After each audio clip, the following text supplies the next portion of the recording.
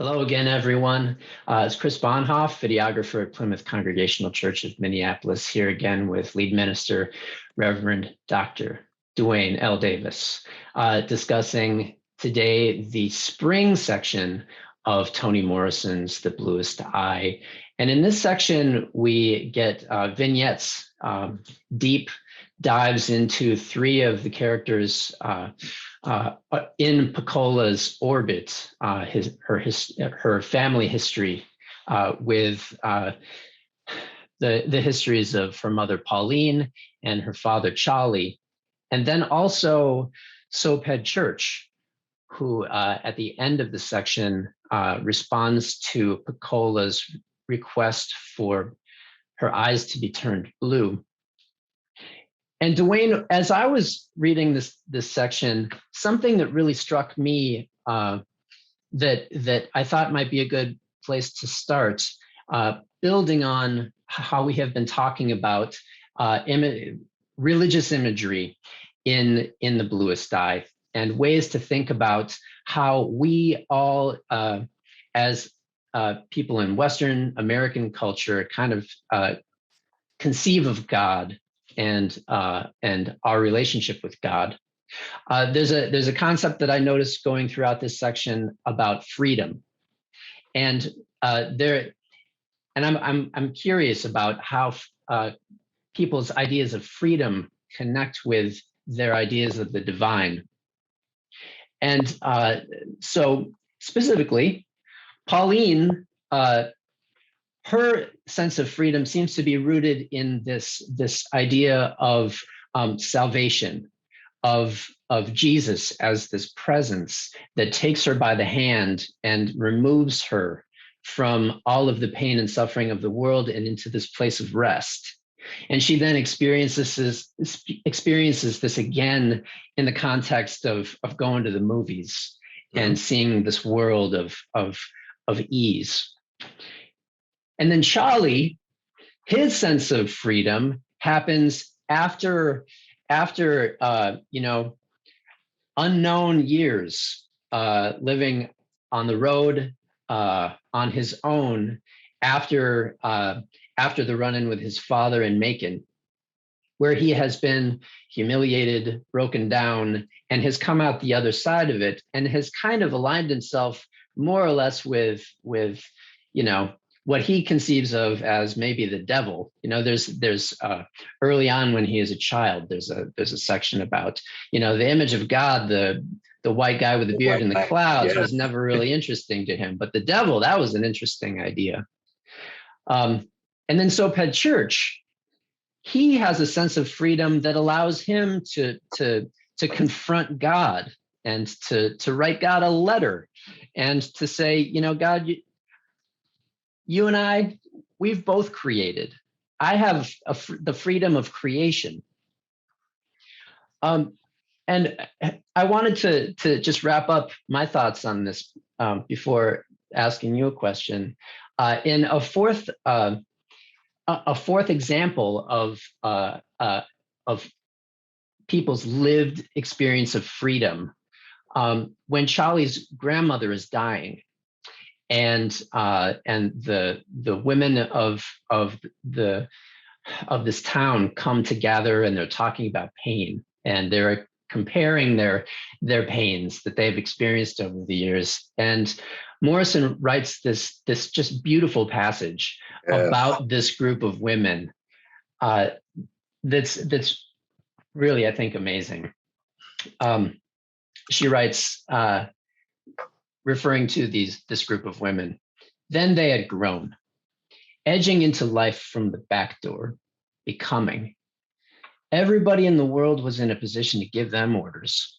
White women said, do this. White children said, give me that.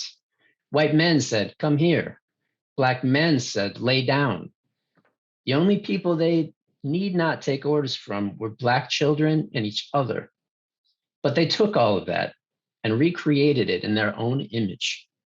They ran the houses of white people and knew it. When white men beat their men, they cleaned up the blood and went home to receive abuse from the victim. They beat their children with one hand and stole for them with the other. The hands that felled trees also cut umbilical cords. The hands that wrung the necks of chickens and butchered hogs also nudged African violets into bloom. The arms that loaded sheaves, bales, and sacks rocked babies into sleep.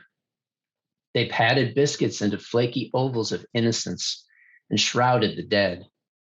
They plowed all day and came home to nestle like plums under the limbs of their men. The legs that straddled a mule's back were the same ones that straddled their men's hips, and the difference was all the difference there was. Then they were old, their bodies honed, their odor sour, squatting in a cane field, stooping in a cotton field, kneeling by a riverbank. They had carried a world on their heads. They had given over the lives of their own children and tendered their grandchildren. With relief, they wrapped their heads in rags and their breasts in flannel, eased their feet into felt. They were through with lust and lactation, beyond tears and terror. They alone could walk the roads of Mississippi, the lanes of Georgia, the fields of Alabama unmolested. They were old enough to be irritable when and where they chose, tired enough to look forward to death, disinterested enough to accept the idea of pain while ignoring the presence of pain. They were, in fact, and at last, free. And the lives of these old Black women were synthesized in their eyes, a puree of tragedy and humor, wickedness and serenity, truth and fantasy. To me, that is just such powerful testimony to the lived experience of African American women. That ability to live through with perseverance all of everything that goes into a life, and to build meaning out of it, and to keep living.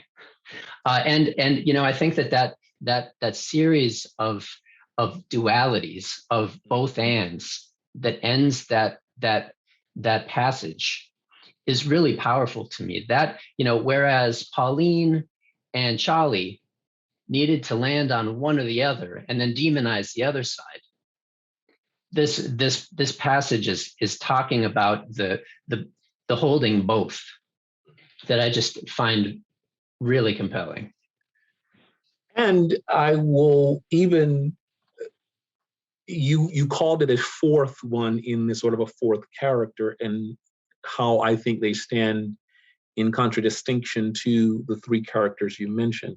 Notice that the freedom that Pauline, Cholly, and Soaphead discover comes at the expense of others. It comes at the expense of their families and the people who have come to rely on, who need to rely on them. And if you take that freedom that they grab or find or search for or come to, it mirrors the kind of freedom that white supremacy created. It mirrors that, a kind of freedom that says there can be only freedom for me to have it, no one else can have it, or I come first. And so you see Pauline, where she wants to become the ideal servant. It's the word that Morrison used. She's figuring out how to become the ideal servant. Notice she doesn't become an ideal servant because she prides herself in her work or that's what she wants to do. She does it because this is how she could get, and these are the exact words that Morrison used, this is her access to power, praise, and luxury. So going into those movies and really being brought into what beauty is, this message, which Morrison is very clear is a very destructive, the message of romance and beauty have been very destructive. And that's what Pauline fed herself on.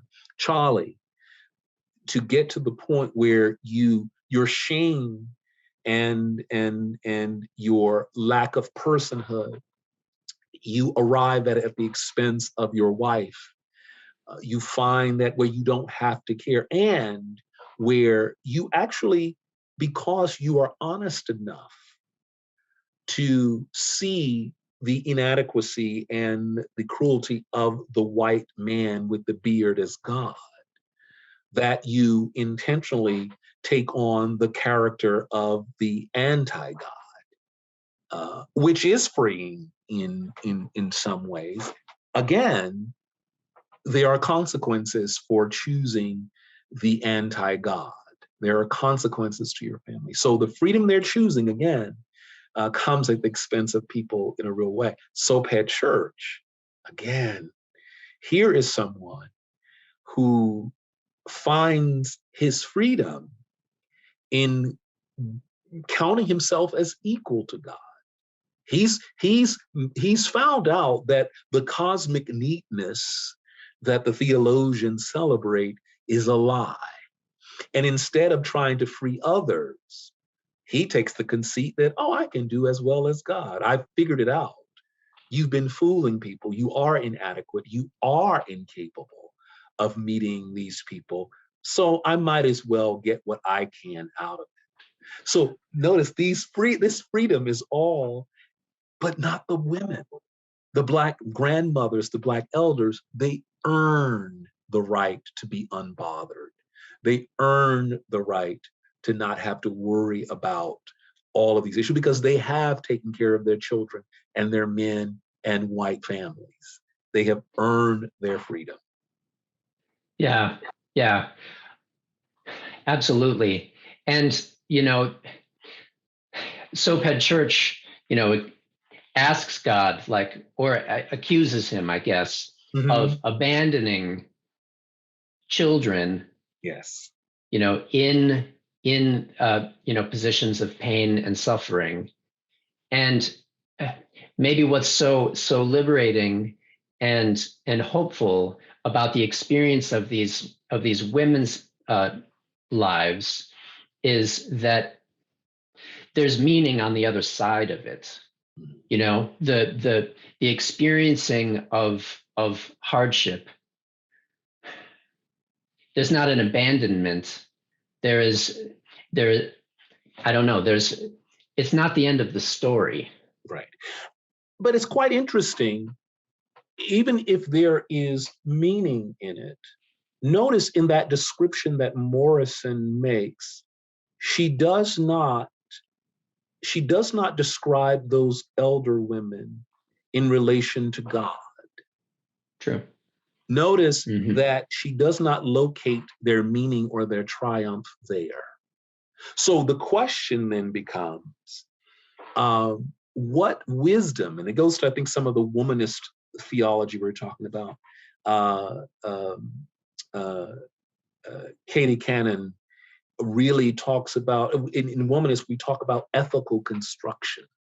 How do Black women construct these